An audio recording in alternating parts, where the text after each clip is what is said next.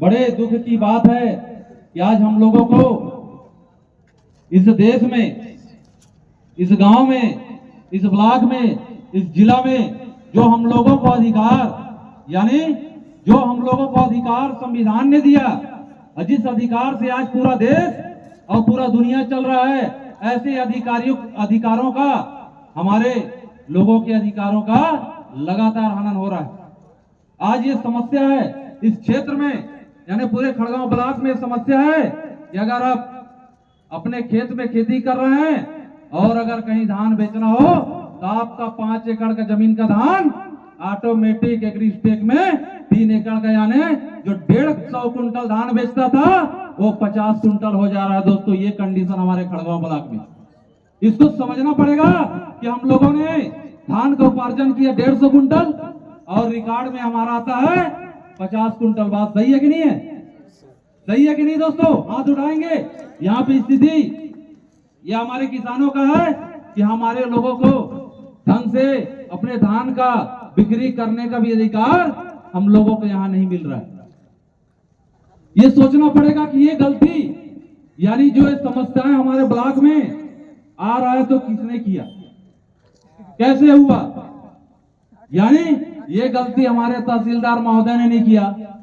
हमने पूछा तो उन्होंने बताया कि गलती हुआ है, तो तहसीलदार महोदय ने और एसडीएम महोदय ने बताया कि हम इसे सुधार कर देंगे। तो आज हम इस मंच के माध्यम से उनसे पूछना चाहेंगे और उनको हम इस मंच में बुलाने का आह्वान भी करेंगे कि वो हमें आज स्पष्ट निर्देश दे और हमारे ऐसे किसान जिनका रकबा वाकई में घटा दिया गया है उनको आज हमारे समक्ष आकर इस बात को स्पष्ट करना पड़ेगा कि हमारे जितने आदिवासी भाई जिनका रकबा घटा है उनका रकबा को तत्काल सुधार किया जाए।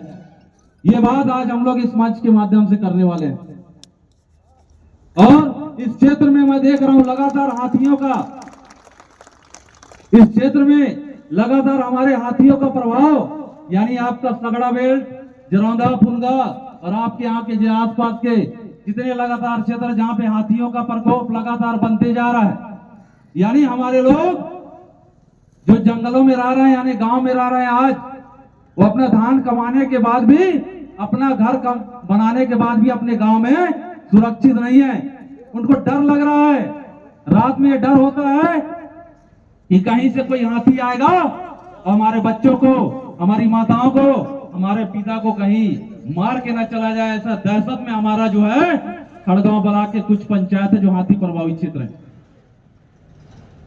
और बड़ी विडंबना है कि जो हमारे वन विभाग के अधिकारी हैं, ऐसे क्षेत्रों में जहां पे लगातार हाथी प्रभावित है, ऐसे क्षेत्रों में वहां पे लाइट की व्यवस्था जो होनी चाहिए थी, क्योंकि लाइट नहीं होने के कारण रात में हाथी दिखाई नहीं देता है। और धन्य है हमारे बिजली विभाग के लोग कि जब जब हाथी आता है हमारे क्षेत्र में तो उस क्षेत्र के बिजली को ही काट दिया जाता है। तो मुझे बताइए, जब आदमी का लाइट ही नहीं रहेगा तो लोग हाथी कैसे दिखेंगे? तो बिजली इसीलिए दिया जाता है कि लोगों का जान बच सके, लेकिन सरकार और यहाँ की व्यवस्था चाहती है कि लोग अपने हाथी जो आ रहे हैं उसके नीचे हमारे लोगों का जान चली जाए। ये सही हो रहा है क्या? ये सही हो रहा है क्या? नहीं है ना। इसके लिए भी हमको शासन का कान खड़ा करवाना है और बताना है कि हमारे क्षेत्रों में जैसे पर हाथी प्रभावित क्षेत्र हैं, ऐसे क्षेत्रों में हम लोगों को लाइट बिजली, यानी जो पावर स्ट्रीट लाइट जो बोलते हैं, जो 1 किलोमीटर 2 किलोमीटर से लोगों को देखा जा सकता है उस लाइट में रात में, यानी कुछ जानवर अगर होगा तो ऐसे क्षेत्रों में उनको देखा जा सकेगा रात हो, तो हमारे लोगों को जान बचेगा कि नहीं बचेगा? तो ऐसे जगहों पे लाइट लगना चाहिए कि नहीं लगना चाहिए? तो हम लोगों का भी ये मांग है इस मंच से कि ऐसे स्थान पे जल्द से जल्द हमारे लोगों का लाइट की व्यवस्था की जाए, जिससे हमारे लोगों का जान माल का हानि कम हो। और दोस्तों, आप लोग देख रहे हैं लगातार हमारे इस क्षेत्र में हाथियों ने कितने लोगों का जान लिया कि नहीं लिया? महिला हो पुरुष हो, घर के बाहर निकल गए 5 बजे भोर में, 10 बजे रात में, कहीं हाथी पकड़ के उसका जान को खत्म कर दिया जा रहा है। हम पूछना चाहते हैं सरकार की ऐसे व्यवस्था से कि हमारे लोगों का जब जान माल का हानि होता है तो हमारे लोगों को क्या मुआवजा दिया जाता है?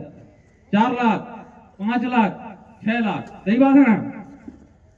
जिस व्यक्ति का यानी जिस परिवार का मुखिया कमाने वाला अगर उस दुनिया से चला जाए तो बताइए दोस्तों 4-5 लाख क्या है उसके लिए? 4-5 लाख उनके लिए कुछ नहीं है। इस बात को समझना पड़ेगा। तो हम लोग भी इस मंच के माध्यम से गुड़वाना वाले यह मांग करते हैं कि जिस पीड़ित परिवार में हाथियों के द्वारा यानी हाथियों के द्वारा मृत किया जाएगा उस व्यक्ति के घर में, उस परिवार को, उस घर के व्यक्ति को 15 लाख रुपए का मुआवजा और एक व्यक्ति को नौकरी दिया जाए। मांग हम लोग भी आज इस मंच के माध्यम से कर रहे हैं दोस्तों। और दूसरी बात जो आज लगातार हमारी जो समस्या, हम लोग एक मांग और भी कर रहे हैं कि हम लोग का जो ये बिजली समझ रहे हैं आप लोग, बिजली बिल जान रहे होंगे लोगों के पास में 100 रुपए कमाई नहीं है, 1000 रुपए का बिजली बिल आ रहा है। बात सही है ना? जो बिजली बिल हमें वाकई में मिलता था, उसके अलावा हम लोगों के पास लगातार ऐसे बिल आ रहे हैं जो हम लोगों एक बल्ब जला रहे हैं और 10,000 का बिल आ रहा है। अरे किसी के पास तो 40,000 का बिल आया है जी एक महीना का। हमारे लोग क्या बिजली चला रहे हैं? एक बल्ब नहीं चला रहे हैं, उसके वजह से भी आज इतना बिल। तो हम लोग ये मांग कर रहे हैं शासन प्रशासन से भी कि आप सब ये सब जो हमारे लोगों के साथ में अन्याय हो रहा है, जो इस तरह का जो बिजली के बिल जो लगातार हमारे लोगों को इस तरह का प्रताड़ित किया जा रहा है, इस पे विशेष ध्यान दे और ऐसे बिजली बिल जिन हमारे गरीब परिवार या दुखी परिवार के पास ऐसे बिल आए हैं, इस पे तत्काल संशोधन करते हुए उस बिजली बिल को सही किया जाए और उस परिवार को न्याय दिलाया जाए। ये भी हमारा मांग है।